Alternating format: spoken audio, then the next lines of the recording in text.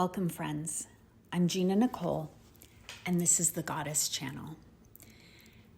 And today, what we're talking about is a singular idea that dropped in for me for this community and then became a full channeled message. And that idea that dropped in is that spiritual law guarantees your victory. And the guides that have been working with us, as you know, and if this is your first time listening to me, you might be interested to know that it's always your and my spirit guides, our higher selves, as well as ascended masters, archangels, and beings of purest love and light that I channel through the Akashic records to bring these messages in. And what I've noticed for this community in particular, for this collective that we're becoming on this channel, is that Mother Mary, Kuan Yin, Archangel Michael, and Archangel Metatron seem to be very present on this channel, and they were present for this channeled message and helped bring it in. So just in case you're wondering, I always like to give you a little bit of a peek into where this is all coming from. So anyway, let's get into it. And I want to start by just bringing in an idea that you may resonate with, because I know I did. And it's this feeling that can sometimes be hard to shake, just this sort of background, underlying feeling like somehow you're falling behind. Like maybe you took a wrong turn somewhere and now you're off track. And so if you are feeling something like that, let's just bring in a breath of clarity, because what I'm about to share in this reading is something your soul already knows deep down, that you are never off course. No matter what choices you've made, no matter how far you feel from where you should, quote unquote, be, grace is always at work in your life. Because grace means that the divine will always offer you as many chances as you need. There's no punishment, there's no tally of mistakes, there's only the next best step, always given to you in this moment, always available in the present.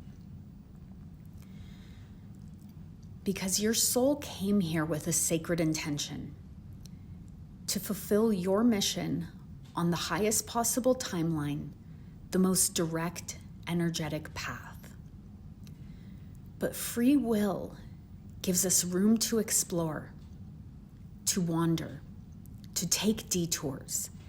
And sometimes those detours feel like we're totally lost. But the deepest truth is, the truth with a capital T, is that you are never lost. Because the universe is not linear. Your path is held within the perfect elegance of the divine plan, of divine order. And therefore, it's impossible for you to fall behind on a timeline that was always meant to flex, expand, and reroute for you. So every choice you make, even the ones that feel like missteps in the moment, can only ever lead to the next opportunity for growth, for completion. And that's grace. That's compassion. God only knows grace and compassion. That's why you are always being guided toward victory. And the best part, you get to do it your own way, in your sovereignty, in who you are as a unique soul, in your own time. And time doesn't actually exist. So it's eternal. You're in this eternal space where you get to become you and express you. And there's no rush, and there's no hurry, and there's no mistakes. That's grace.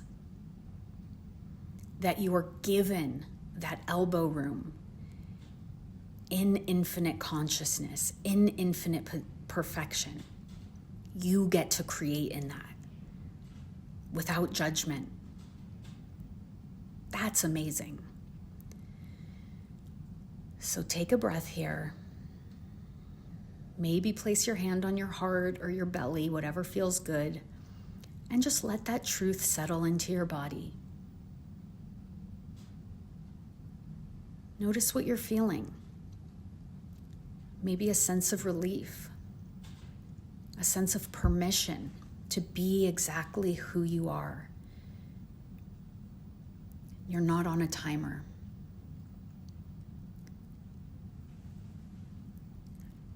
And now,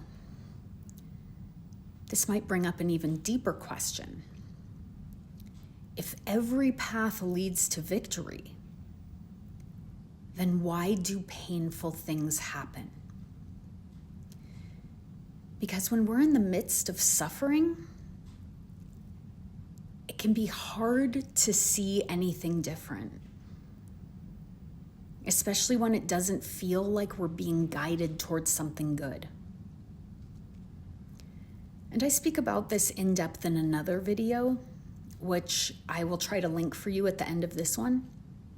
But for now, I want to offer you something important.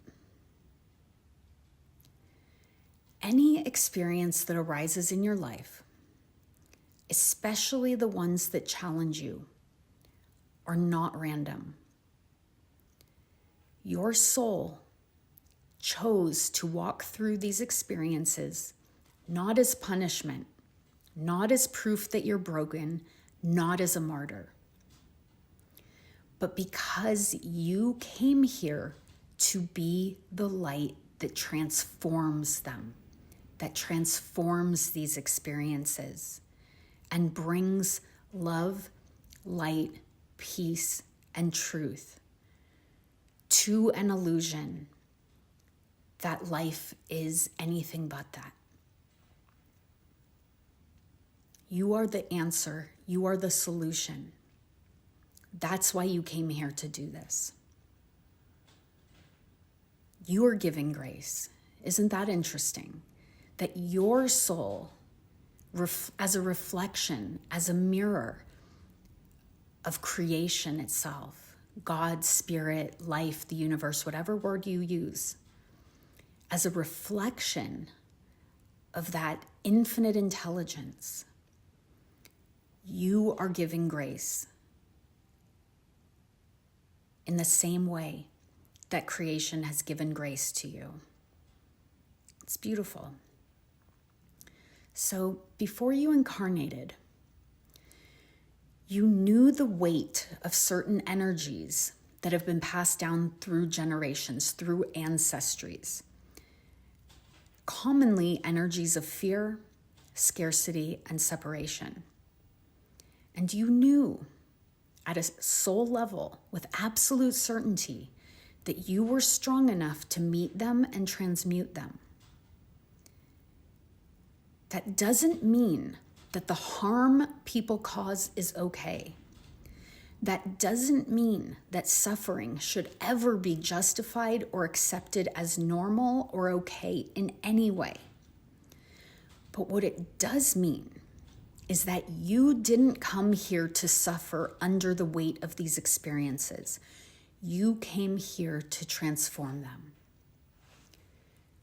So how do you transform them? You do it with love. And that means cultivating yourself in this human experience into a being that can resonate, harmonize, and be in coherence with the frequency of love in your energy field so that you become a beacon of love in this world and you create a ripple effect that touches everyone. You just be love. When something's in front of you, you choose love. Love for yourself, love for the other person, love for your pets, love for your children, love for the stranger that you gave a hand to in the grocery store. It's just choosing to be love. You do that by turning love inward, offering compassion to the part of you that suffered, the innocent part of you that didn't deserve what happened. So that's number one. You be love by turning love inward toward yourself. The second way you be love is by refusing to stay in harm's way. You honor your right to safety, freedom, and sovereignty, period. The third way, like we mentioned, is by being a beacon of light for others, showing them that healing is possible, that love is possible, that growth is possible, that a new way of being exists, no matter where they are today. And fourth, you be love by breaking the ancestral chain of suffering, by choosing love instead of fear, choosing presence instead of dissociating, and choosing truth instead of putting on a performance. Right? Authenticity, being you, being loving, being courageous, doing the things that maybe it feels like not a lot of other people are choosing. But you know who you are. You know who you came here to be. You have all the power in the world to be you and to choose love. Now, choosing love does not mean bypassing pain. It does not mean pretending that everything is okay. Again, that's putting on a mask. That's putting on a performance. That is not what we're talking about here. Choosing love means standing in what is right. It means honoring your innocence and the innocence of every being. It means becoming a source of goodness for yourself and for others. This is your victory. And if I may be so bold, this is your victory lap. I think you've already done it incredibly. And it's not something you have to earn. It's not something in the distant future. It's something that is already unfolding in every moment with every breath you take. Thank you. Thank you, thank you for co-creating this message, for being here, for being devoted to yourself and to this path. Thank you for choosing the love that you are. Have a beautiful day. I love you.